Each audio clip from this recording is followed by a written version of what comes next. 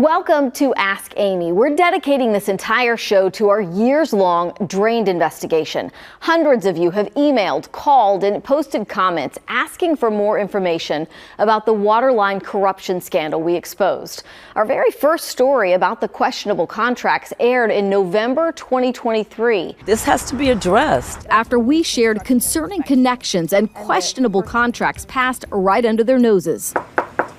The city is now withholding all documents showing payouts, contract terms, and agreements, saying the Office of the Inspector General is now investigating after we started asking questions.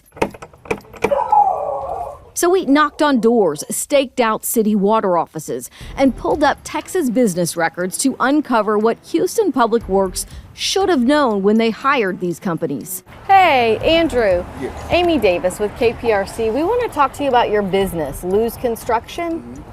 It's not a good time right now. Okay, I just want to talk to you about how you happened to get a City of Houston contract for $4.5 million. No, yeah, I understand, but just not a good time. The man on the other side of this door is Andrew Travis Thomas. State business records show he is the registered agent and only listed manager of Lou's Construction and Inspection.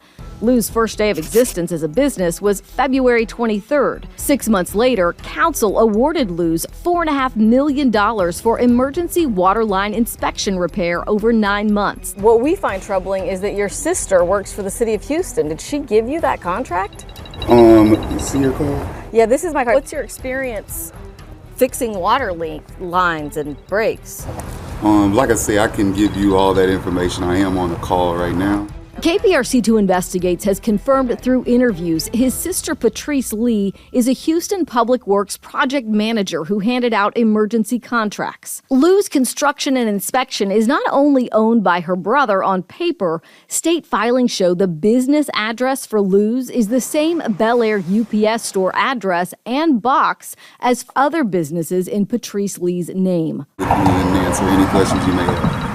You promised you'll call me back? Yes, ma'am. While we waited,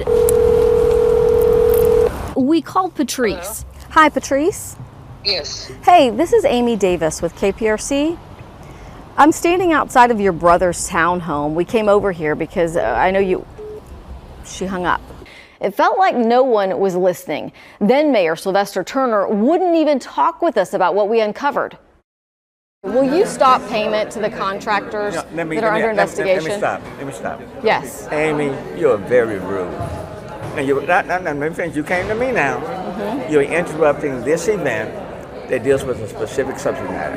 Yes. I don't appreciate that, and so I will not be talking to you, okay? But you already said you wouldn't talk to me before this. I told you years ago when you were rude and disrespectful that I was done with you. Because you keep running from questions that are important to taxpayers. I don't like rude people. And you are very rude. In early December, John Whitmire won the race to be Houston's next mayor.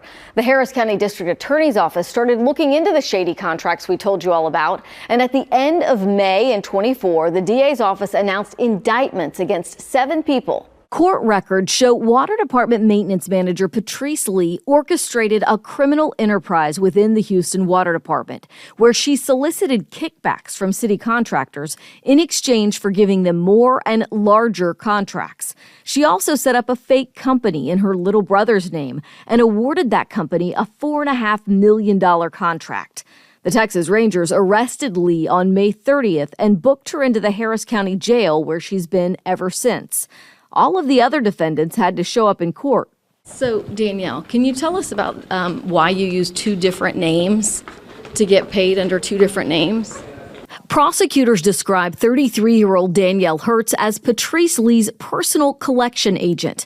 They say she also used the alias Rachel Taylor to collect pay from Patrice Lee's fraudulent consulting business and 2 other city contractors, essentially triple dipping while doing no actual real work to earn the payments.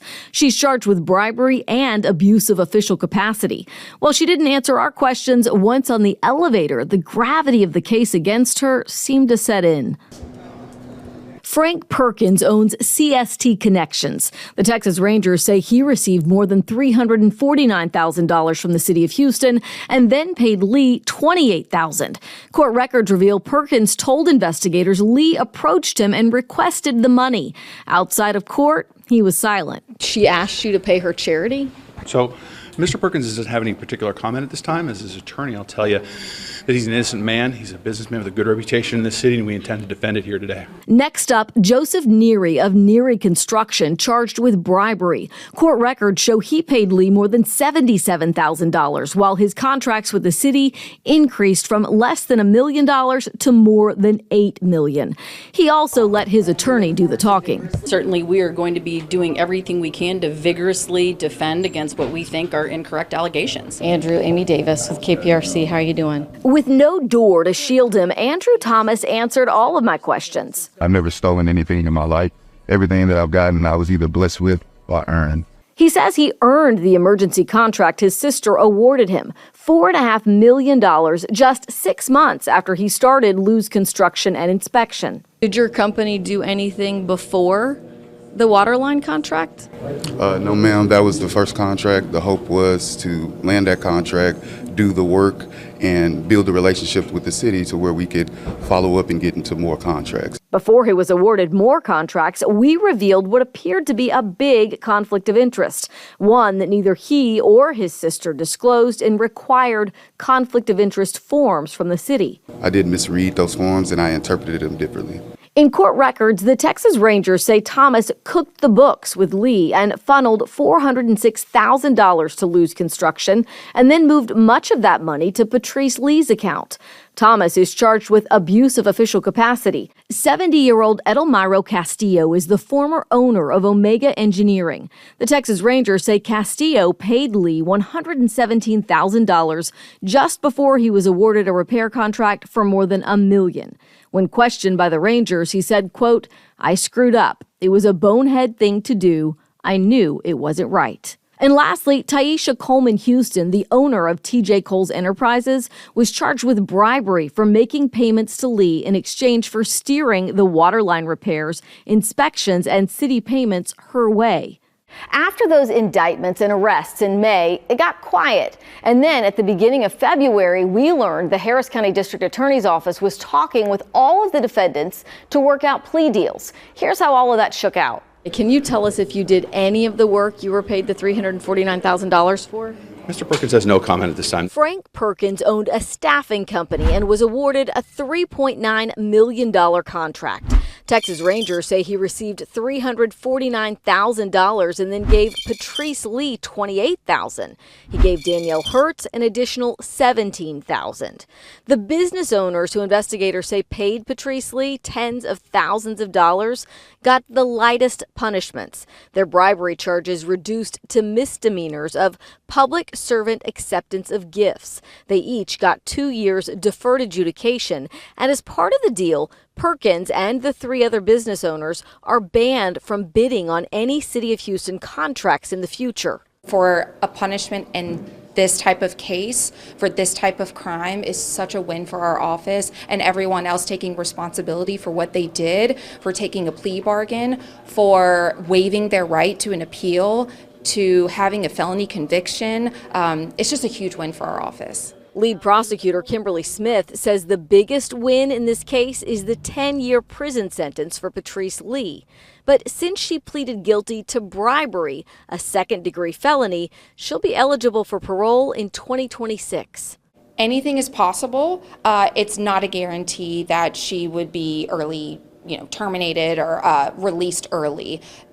What she has been sentenced to is a decade in prison. There is absolutely no guarantee that she would be early released. Those plea agreements didn't sit well with a lot of you. Many of you wanted to see the defendants questioned on the stand and sentenced by a jury. And heck, you want the money back the defendants took from taxpayers. When we come back, let's talk about all of that.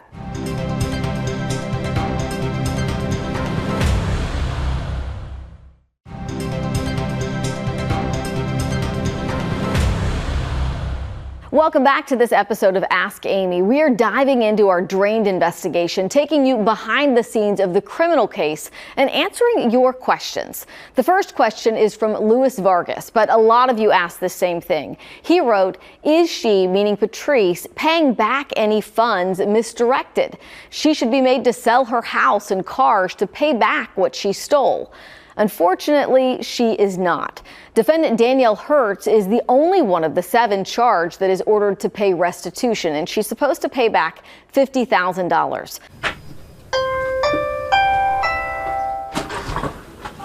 Hi, Danielle. Amy Davis with KPRC. Could we talk to you about, I know you're expected to be in court. Oh my God, it's my birthday. Today's your birthday? Yes. Danielle Hertz turns 34 years old today. I just graduated and I can't even use the freaking degree. My God, this is so up. My life is ruined because of this. Ruined because she's charged with abuse of official capacity and bribery. Texas Rangers say Hertz acted as Patrice Lee's dedicated collection agent and bagman, collecting kickbacks from contractors and collecting multiple paychecks herself by using an alias, double dipping from contractors and the city of Houston. I was only an employee. I didn't even make over freaking $30,000. So what the Texas Rangers said about using 2 different names to collect different checks from different companies, that's not true? No. Who's Rachel Taylor then? Oh my God. A tearful Hertz told me she either didn't commit the crime she's accused of or she didn't know what she was doing. Listen, the only thing, I was an employee. I did what I was asked to do. That's it. So how did you get so wrapped up with Patrice then?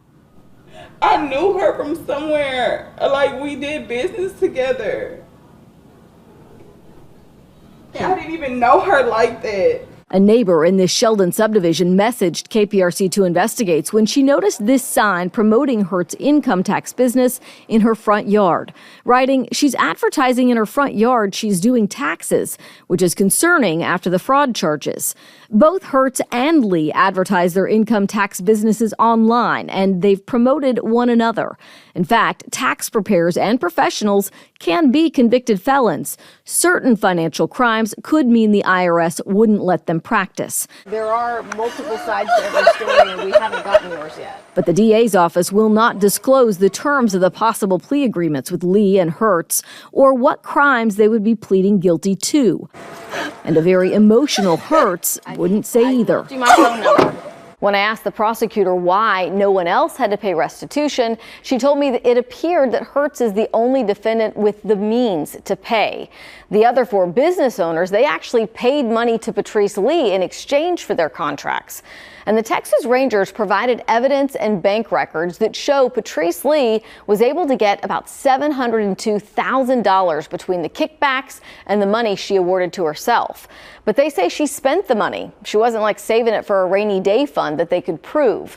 The original prosecutor did say that they had evidence Lee had purchased new vehicles and that much of that information would come out in trial.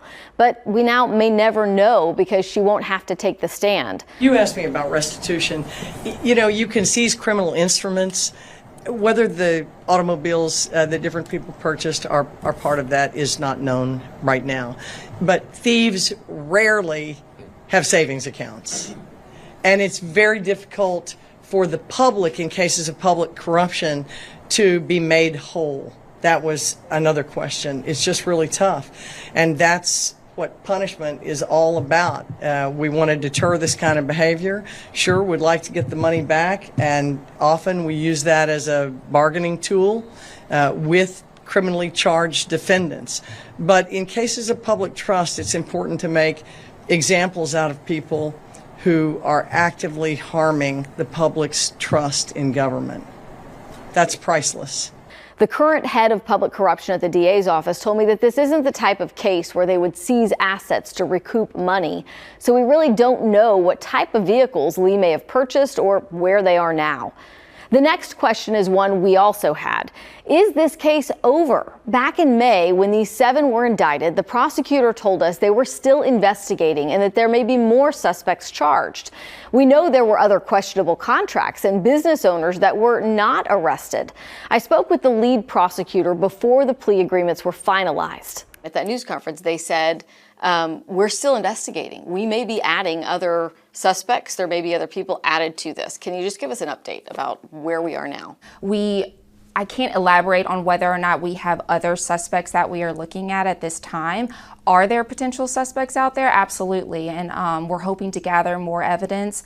This case is ongoing. It's still an investigation as well, so as it's ongoing, we're hoping to find more suspects, but at this time, we only have 7 co-defendants. Many of you want to know why the district attorney was so quick to offer plea deals in these cases. They seem to have a small mountain of evidence against the suspects, so why not go to trial? District Attorney Sean Tier and the lead prosecutor Kimberly Smith both answered this question. We are actively negotiating, as we do in 99% of the cases that come through this courthouse. We are always in negotiations for plea bargains. When you start thinking about the volume of cases, number one, but number two, the ability to stop an appeal process, the certainty going forward of a plea, that's how 99% of the cases in this courthouse get resolved. The main culprit was sentenced to a decade in prison for a white-collar crime. This is not a murder. This is not a capital murder. We fight so hard just to get a verdict like that in those cases. Juries sometimes are very hard to give or feel that, you know, it's hard to give a punishment of that magnitude. So for a punishment in this type of case, for this type of crime, is such a win for our office. And at the end of the day, you want to know how much of that 10-year sentence Lee will actually have to serve. So this is what we know.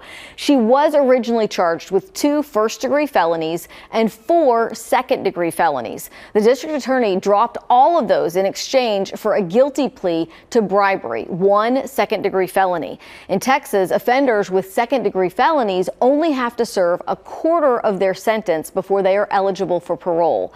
And Lee does get credit for the 8 months she had already served in jail. That means that 10-year prison sentence could end and she could be out in June of 2026. When we come back, what about your water bills? Did the criminal enterprise we uncovered impact our bills? We're going to tell you what we know after this break.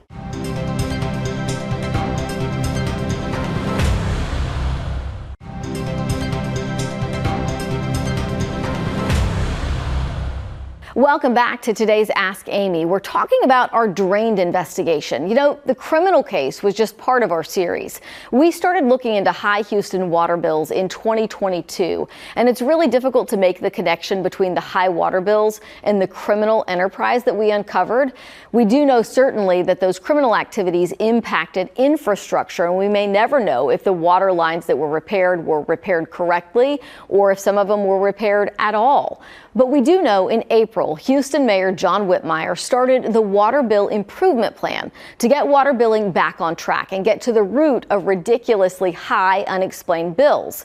Well, that seemed to be going well until about December, when we noticed an increase again in the number of customers reporting problems. When I got this bill, it was a shock. Same story, different customer. Amber McMunn has lived in this Kingwood home for nearly 17 years. She uses about 4,000 gallons of water a month, and that's what the city billed her for during the set usage billing period.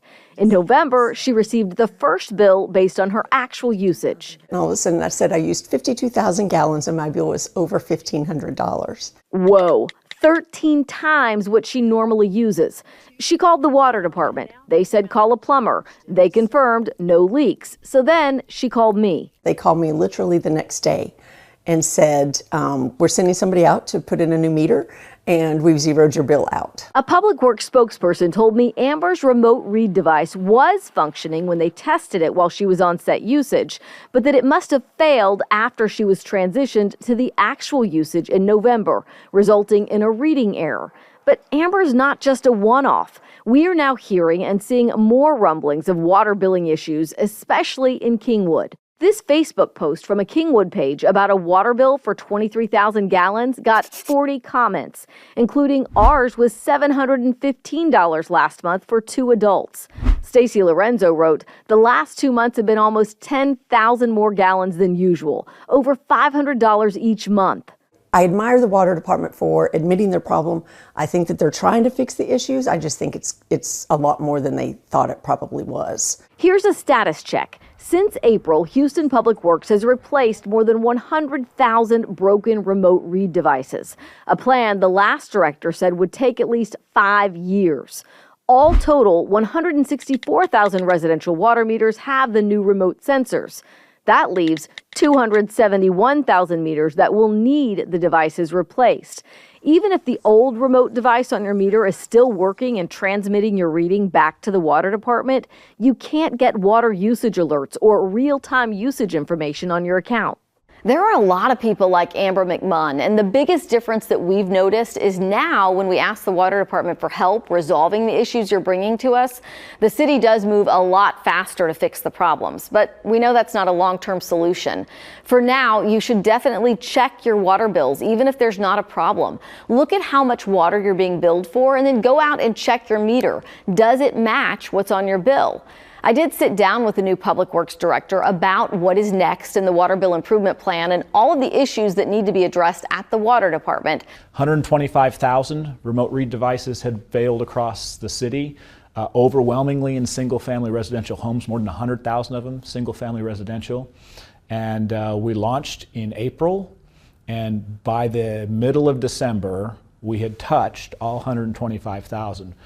We had replaced all but about 15,000. What this did was it helped us reset our current state, right? It was like we were trying to repair the Ferrari while we were driving at 150 miles an hour down the freeway. We were never going to make any progress doing that. So the component of putting everybody on a set usage for a period of time while we fix the infrastructure allowed us to kind of level set. It also allowed us to take opportunities to educate our customers on what their actual usage looked like. I mean, the reality was, for many people who had a water bill issue, we didn't have a good explanation as to why their bill was what it was. They didn't have confidence that they were using that much water, and regardless of what we were telling them on the phone, I don't know that we had the evidence to tell them that that was true either. We're at a point where we can address everything that fails as it happens, and we're also holistically planning out, well, what do we do for the next 315,000 meters in the ground that are already more than 20 years old? I'll be bringing you that story very soon. Until then, you can check click2houston.com/drained for updates. Thank you for joining us for this episode of Ask Amy.